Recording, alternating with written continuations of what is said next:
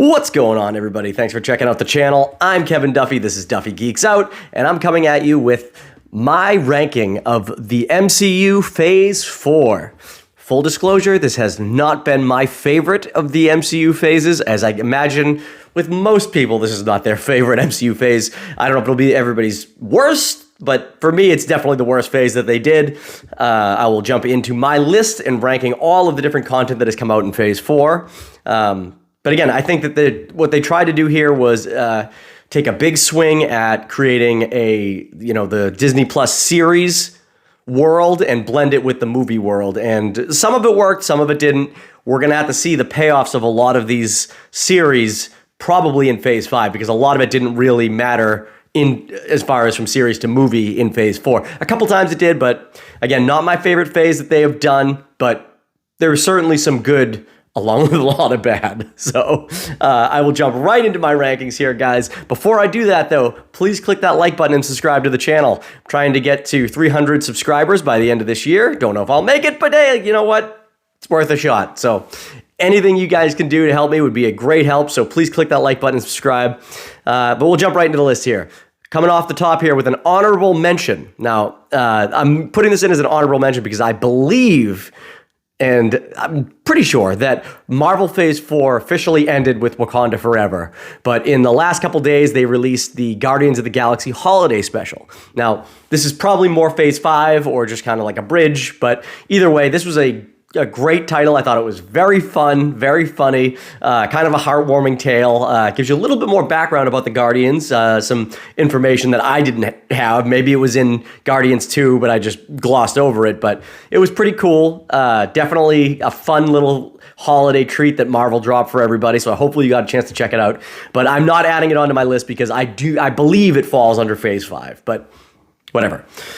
Starting off on the bottom of my list, coming in at number 17, we have Doctor Strange in the Multiverse of Madness. This movie was one that I was very excited for, coming off of No Way Home and Loki, where there was a lot of buildup of the multiverse and timelines getting mixed up. I couldn't wait to see what they were going to do with this. Having Benedict Cumberbatch's character jump between multiple dimensions or multiple universes, I couldn't wait to see it. I thought it was going to be amazing. However, this movie fell flat for me because the essence of this story was not really the multiverse at all. It's called Multiverse of Madness, but aside from that quick montage of him bouncing between a bunch of universes before he ended up on, the one with the Illuminati, he didn't really venture into many universes. And in fact, there was hardly any madness to it at all. He pretty handily managed jumping between these universes.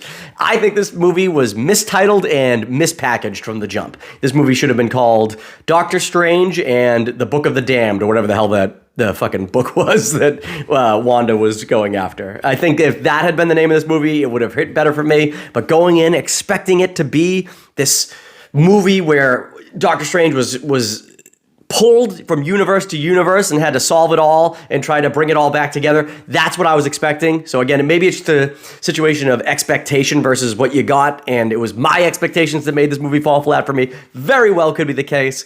Either way, this movie did not work for me, and it is at the bottom of my MCU Phase 4 movies. So moving right along here, another movie. Again, the movies are actually pretty bad in this phase. At 16, we got The Eternals. This was something I knew nothing about. I don't know anything about The Eternals, never read any of their comics. It was a movie that looked cool when they were showing me the trailers for it. Again, that's all I got was what the trailers were showing me. But this is one of those things where the MCU has done this great job of building out these characters and then slowly incorporating their stories into bigger arcs. This movie kind of just came out of the blue and dropped about 40 characters on you, and these backstories and these like rules with these world builders and all these characters, and it was a lot to get dropped on you in one movie. I feel like the Marvel does better when they slowly reveal things to you. This was not that. I thought the special effects were cool. I liked some of the actors. Kamal Nanjiani was awesome. The actress who played Cersei, she was great. But overall, this movie just fell flat for me. I thought a lot of these characters' powers were basically just low budget ripoffs of DC characters. And I don't know, I had a problem with this, and it left me wishing that this movie was better or smaller. Maybe smaller is what this movie needed. But regardless, this is where it ended on my list. 16. Moving on to 15, we jump into our first series that was a disappointment for me, and that is Hawkeye. This series had great characters. I really loved the character dynamic between Hawkeye and the girl, whose name is escaping me. It's been so long. It's almost a year since I've seen Hawkeye. I can't remember her name. Whatever. Doesn't matter. So forgetful for me. But this series had great character dynamic between Kate Bishop, between Kate Bishop and Hawkeye. But where this show fell flat was the delivery. I feel like the action in this was bad. It was bad MCU action.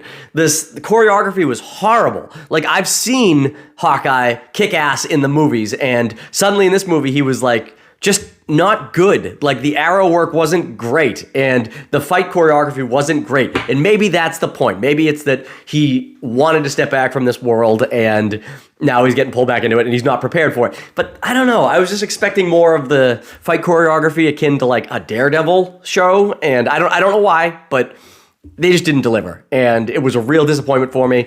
I didn't like the inclusion of Kingpin. I thought I was going to like him, but it just felt wrong in this series. So Hawkeye fell flat for me for sure. So that's where I stand with Hawkeye. Number 14, jumping back to the movies, Thor: Love and Thunder. Now, this is a movie that, if you watch my review after I'd just seen the movie, I liked it. But the more I sat with this movie, the more I didn't like it. The more it just doesn't work. Even in my review, I said that they took a serious story with Gore the God Butcher and butchered it. You know, Gore doesn't do anything. You don't see this character. He doesn't get the movie he deserves. And while I love Taika Waititi's comedies and I love what he did with Thor Ragnarok, this movie missed the beat. And I think that's because they allowed Taika to just kind of do whatever he wanted. And where in Ragnarok, the story was already built, and he just kind of directed it and sprinkled in his comedy where he could. So he had guidelines to follow, which ultimately gave us what I think is the best version of Thor, which is that in that movie. This movie was just all jokes, and they didn't really work, and it just makes the Jane Cancer story and the Gore the God Butcher story seem less than what they should have been, because the comedy just fucking pounded it into the ground. So Thor: Love and Thunder came in at number 14 for me. Moving to number 13. Number 13, I put in another series here. This is She-Hulk: Attorney at Law. Now, a few months back, I was doing week-to-week reviews of She-Hulk. Kind of got away from me. Too much shit going on to keep up with it. And honestly, it's a good thing, because as I continued to watch this series, the worse it got for me. The first couple episodes were fantastic. And then there's a couple episodes sprinkled in throughout it that were good too. But this show, I expected it to be courtroom drama, and then almost like a Daredevil series, and Daredevil was great in the series, but when the law wasn't working, you were going to see She-Hulk go bust some heads in to help go outside the law, right? Obviously, that wasn't the case with this series, and apart from a few episodes mixed in beyond the first few, it just didn't work for me. It kind of fell off the rails. I don't mind the humor in it. I thought it was good, but it's just the series didn't live up to where it started off for me. So it really teetered off at the end. So that's why it falls where it does on my list, number 13. Moving on to number 12. I'm going to come at you with Black Widow. Black Widow, this movie, on this list, actually, this movie's pretty good as far as an MCU movie goes. It really fits the mold well. It's got the humor sprinkled in with good action and sort of compelling villains. I don't love what they did with Taskmaster. I don't hate it, but I didn't love it. I expected, I would want my Taskmaster to be more of an actual villain and not like a mindless drone sent out to kill people. So I don't care that they rewrote her as a girl or anything like that. That does not bother me in the slightest. It was just the execution of the character that I didn't love. And I think ultimately Scarlett Johansson deserved this movie years ago. And that's part of the problem too. This movie should have come out after Civil War and before the events of Infinity War. But what can you do? They bumbled the release date. They bumbled the getting this series made, and that's why this movie falls where it does on my list. Next up, number 11, and I can't believe I'm putting this above this, but you hear me out here. Number 11, I've got the little mini series I Am Groot. This series is obviously not the best content that Marvel's ever put out there, but it was fun. It was funny. Every episode made me laugh. My kids loved it. I was watching it with them every time that they came out. We constantly went through the episodes, and it was just full of lighthearted, good humor, and seeing Groot get into a lot of these scenarios. And that episode with Rocket at the end, and he's making the little like arts and crafts, that was adorable and so funny. So I love that, and my kids loved it. So that's why I Am Groot falls where it does on my list. Following that up, we're going to get into the top 10 now. Coming in at number 10, I have What If? Another animated series. Not that Groot was really animated, but you know what I mean. What If was a good show. It was fun. I came to it kind of late. A lot of my friends had seen it and told me how great it was and all this stuff, but I just didn't get around to watching them till much, much later, and they were okay. I didn't think they were the best things ever. They were fun. I thought that some of the events of it would tie into things, especially the Doctor Strange stuff, and it just never did. It didn't tie into Multiverse of Madness as much as I thought it could have. And some of the other things also fell short. So to me, this was just an okay series, not the best. Did some really cool stuff. Love the Chadwick Boseman voiceover. That was really cool, especially knowing that we had lost him. So getting that last thing from him was really, really sweet and really cool.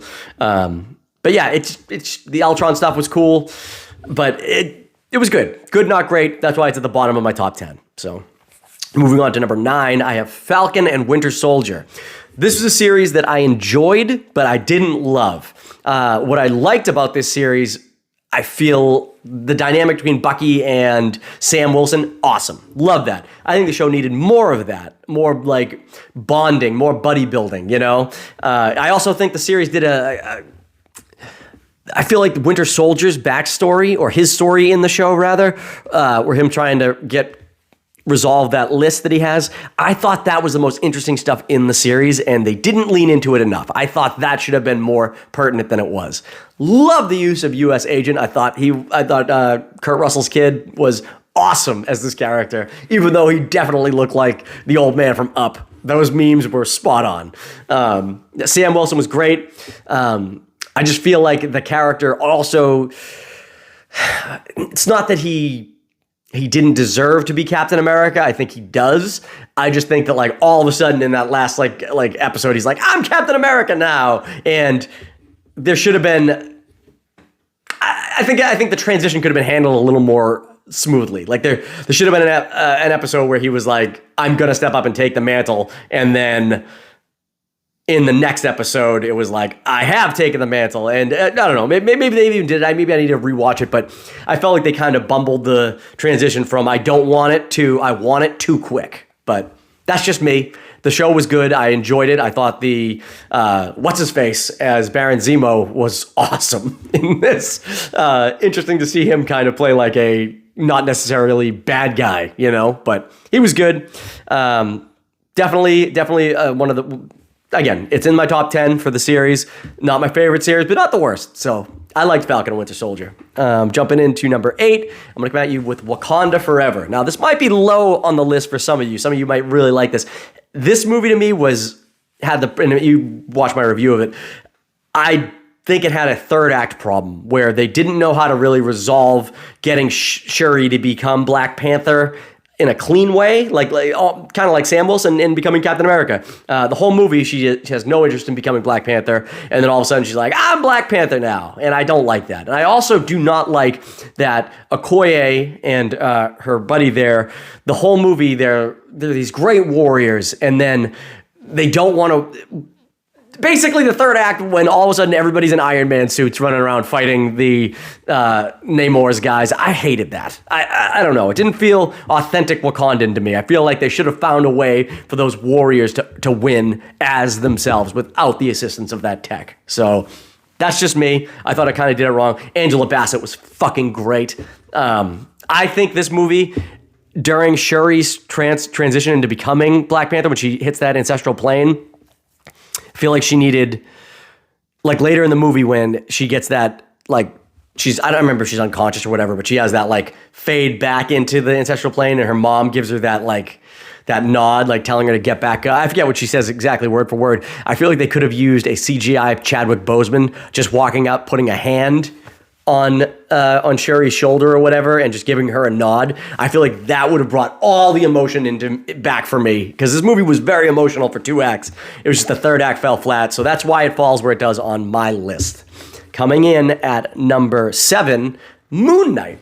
Moon Knight was a series that, I was excited for, not so excited. I've read some Moon Knight comics, but it was one of those things where the MCU could expand into a different world of gods that I was really excited about, and the action was where I was concerned. I was like, well, who's he going to be fighting, really? Like, I wasn't sure from the trailers who he's going up against, but it ended up being very good. Oscar Isaacs was phenomenal playing both the characters in this, and just the duality of being, Mark Spector versus, what the hell was the other guy's name? Shit. Whatever. Between those two characters, and just how they came together at the end to become one cohesive mind where they could just bounce around between, thought and whatever. I love that. I thought that was great. It was fun to see it wrap up. Really liked Ethan Hawke's portrayal as the bad guy. I thought he was cool. I think they could have used him a little better in the final couple episodes. In fact, the final couple episodes were a little weird with like Khonshu going up against the fucking alligator lady. Like that was weird seeing them fight at like Godzilla size over the pyramids. But aside from that, it was really cool. And I'm excited. I think they're going to do a season 2. So I'm excited to see where they go with that story, because the cliffhanger was definitely fun. So I'm very excited for that. I liked Moon Knight. Thought it was good.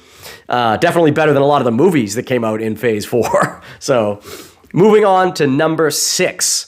I'm coming at you with Miss Marvel. That's right. Miss Marvel. This is a series that I was not excited about in the least. I knew nothing about Kamala Khan or any of her backstory as Miss Marvel. Miss Marvel that I remember was the X-Men version of Miss Marvel, where she's in the black with the lightning bolt, and it's just Captain Marvel before she becomes Captain Marvel, or whatever they transition into. And so that's my exposure to Miss Marvel. So I know nothing about Kamala Khan other than some video game images in like Spider-Man cartoon that my kids watch with her like hands growing and shit. So I don't know anything about this character. I didn't know anything about it. So going into it cold, I didn't know what to expect, and I loved it. I thought it was so fun and really one of those, like, hitting it out of the park, just demonstrating what would it be like to be a kid who got superpowers. And that's what it was perfect. They did it perfectly. The tone was great. Her family life was amazing. Talk about an area that I know nothing about. I know nothing about like Muslim family culture or anything like that. And to see this family, it was educational and just so fun. They were such an awesome family, and they were so tight-knit, and you could feel that they loved each other even though they didn't always get along. And it was great. It was a great family dynamic. It was so heartwarming, and that's why this show really worked for me. And it, like I said, it blended that world of teenage kid with powers and jumping up to like learn my responsibility thing. It felt like a Spider-Man series. I loved it. I thought it was phenomenal. And like I said, the educational part of it, to learning all about the like her family's backstory and like what happened to them with the partition and all that stuff. I love that stuff. That all worked great for me. I can't wait to see her pop up in the Marvels. Something that another movie I wasn't even excited about, because I don't love the first Captain Marvel movie. But now that she's going to be in it, I know that it's going to be good. And I know she's probably going to be the focal point of that movie. And I'm very excited to see what she brings to the table. And honestly, I think she'll help ground some of the other characters in that and make them more enjoyable. So I'm very excited for the Marvels now. And Miss Marvel was an absolute home run for the MCU Phase 4. Following that up, another series that wasn't excited about, but it was great, and that is Loki.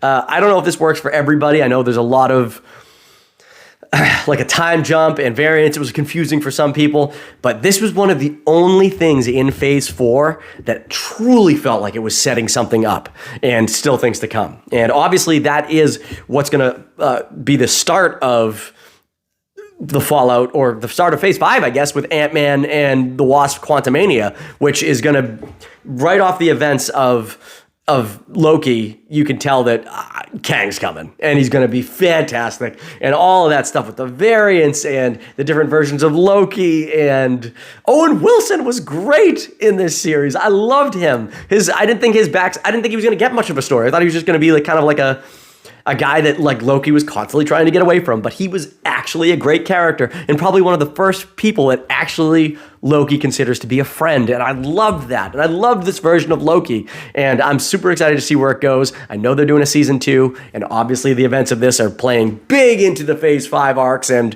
what's going to come in a future Avengers movie. So I thought Loki was phenomenal. I loved the inclusion of the Enchantress. Again, it's a different version of the Enchantress being a Loki variant, and that he's in love with her, and that's cool. I can't wait to see that play out. I thought she was great, and Tom Hiddleston, so good. So he's got this character down to a science, and truthfully, the best Asgardian thing that happened in Phase 4 was way better than Thor 4. Thor Love and Thunder, whatever. So yeah, this was another home run for me. I thought this was one of the best series that they did, one of the best things they did in Phase 4. Moving along, we're going to go to number 4. Number 4, something I didn't even know was coming out until a week before it dropped. And that would be the Halloween special that they did, Werewolf by Night. I loved Werewolf by Night. I thought it was so fun to see Marvel kind of jump into the horror genre, like the classic horror genre, and the actors did phenomenal. Man-Thing, oh my God, they gave us Man-Thing. It was so good, and the werewolf was great, and the effects for the werewolf looked good. Not over the top, not like big snout werewolf or total CGI. The practical effects were sweet.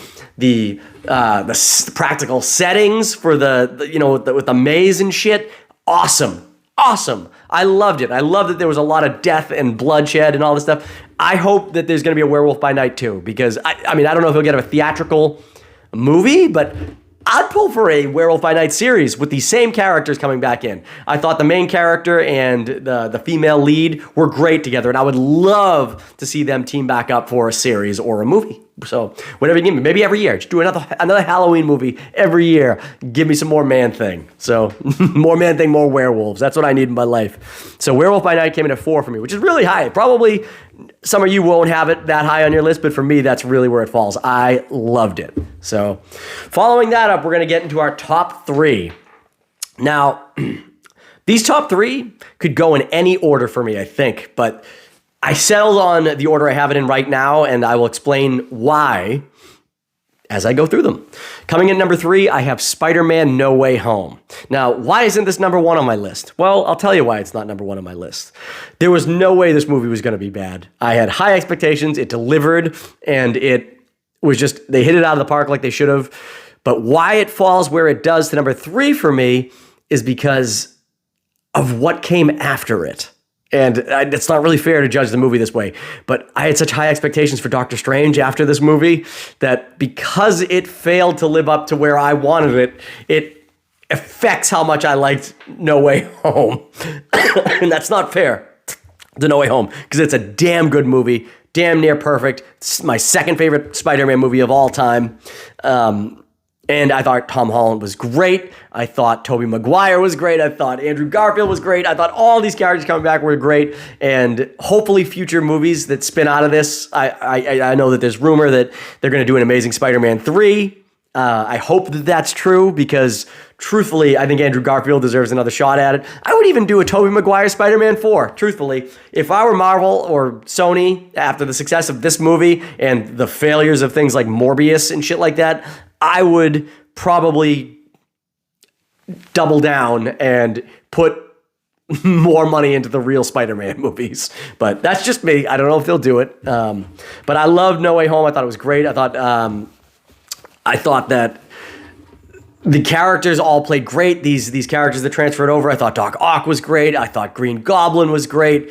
It was just they really nailed it out of the park. It only sits at 3 for me because of what happened with Doctor Strange following this movie, and truthfully, these top two drops by the MCU were just a little better for me. So what's coming in at number 2? Number 2 for me is WandaVision. WandaVision was much it was much better than I ever thought it could be. It was must-watch television, which is crazy. Like week to week, I was there. My wife, who doesn't even like superhero movies really, she was there. Like, what is this show about? We haven't had a series like this where we're like trying to figure it out and scratching our heads since Lost, when we were watching that live back in 2001 or whenever Lost came out. And not even 2001, that's wrong. It was like 2006 or something. But we haven't had a series that we were like watching live week to week trying to figure it out since then. And this was just great television. It was so good. The only reason this doesn't take the number one spot, similar to No Way Home, is because of the events of Doctor Strange in the Multiverse of Madness. This series left us in a place with Wanda where she was vulnerable and just a great character, and she already did some bad things, and she was just trying to cope with it. And I didn't expect them to take Multiverse of Madness and throw her as the villain right away. I fucking hated that. And because of that, this show feels worse to me. Like it was a miss somehow. And it's not fair, because it wasn't a miss. It was a great show. Every week I was like, it's Mephisto, just like everybody else out there. This is Mephisto, this is Mephisto. It wasn't Mephisto, obviously, but it was pretty goddamn funny, and I really enjoyed it. I enjoyed Vision. I want to know what's going on with White Vision. I feel like they should have, I feel like the follow-up with Wanda should have been something about her and Vision coming back together, and not her being the bad guy in Multiverse of Madness. I don't know. That's just me. I really, really like this show, though. I thought it was great. Must-watch television. The characters did great. The sets were great. The classic sitcoms being in every week. I love that. I loved it. I thought it was phenomenal. That's why it sits at number 2 on my list. But it couldn't take number 1. Number 1 was a movie I did not expect to like. Didn't know anything about the backstory of the character. I didn't have any idea how much I was going to love this movie until I sat down and watched it. So number 1 in Marvel Phase 4 for me was Shang-Chi. This movie did it, baby. This movie hit it out of the park. Grand slam for the MCU. It was a great character story, introducing a new character, introducing a new set of powers and new worlds. It was great world building for the MCU, some much needed world building that was needed. And it was awesome. It was awesome. This character is so cool, and his world is so cool, and the action was so amazing. It was like watching a Bruce Lee movie, or more accurately, like a Jackie Chan movie, like any of those Jackie Chan movies. The fight scenes in the cities, on the bus, on the skyscraper, top notch. Marvel had done such a good job with the choreography, and this character was so likable, and Awkwafina was so likable as his best friend there, and I can't wait to get more from Shang-Chi. It was by far and away the best movie done during this phase of the MCU, by far and away the best anything put to film in the MCU during Phase 4, and honestly, probably my favorite singular outing of any character in the MCU. And that's saying something. I mean, I love Thor Ragnarok, but that's the third movie. They have time. They have stuff to build into. I love the first Iron Man. I love Winter Soldier. These are not necessarily individual outings except for Iron Man, but I don't think since Iron Man they've nailed a single character's origin story like they have Shang-Chi. He was awesome. And truthfully, this might be in my top 5 MCU movies, maybe even top 3. I got to reassess my whole MCU list now, but I love Shang-Chi. I love what they did with it. I love the references to all sorts of like anime stuff, like he did a Kamehameha like Goku. Like I love that shit. That just worked for me on so many levels, and I can't wait to see this character pop up more. I hope he's very prominent in the Avengers movies moving forward. I can't wait to see a sequel with him. This movie was great. Anyways, guys, that's going to do it. This is a long video. For my list, my rankings of the MCU Phase 4. Let me know in the comments what your rankings of these films are, and if my list works for you, what on my list doesn't work for you. What do you think I should have in different places? Whatever you think about this, let me know in the comments. Anyways, click that like button, subscribe to the channel, and I'll come at you with more content later on. See ya.